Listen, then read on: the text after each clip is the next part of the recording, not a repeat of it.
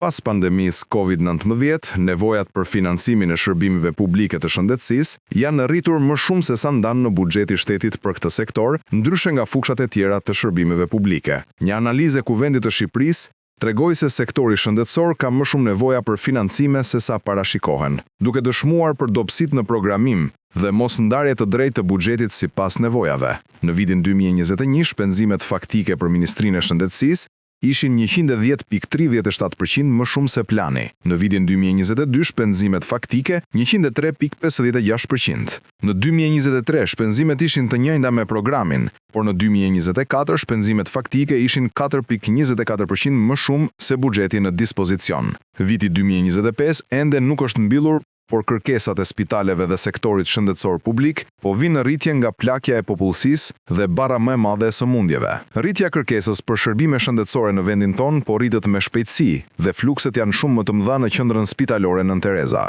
Megjithë nevojat e larta për financime, buxheti për shëndetësinë ka pësuar ulje si në raport me PBB-n, ashtu edhe me shpenzimet e përgjithshme buxhetore. Nga viti 2021 në 2026, pjesa e buxhetit të shtetit e dedikuar për shëndetësinë dhe mirëqenien sociale ka rënë nga 11.3% në 9.3%, një ulje prej rreth 2 pikë përqindje në 5 vjet. Ka një rritje nominale të buxhetit të shëndetësisë, por ka një ulje të rëndësisë relative të këtij sektori në buxhetin e përgjithshëm të shtetit. Gjithashtu nga 2021 në 2026, shpenzimet e Ministrisë Shëndetësisë dhe Mirëqenies Sociale si pjesë e PBB-s kanë rënë nga 4.22% në 2.97%, nivele shumë më të ulta se vendet e rajonit dhe TB-s që financojnë 4 deri në 9% të PBB-s për nevojat shëndetësore.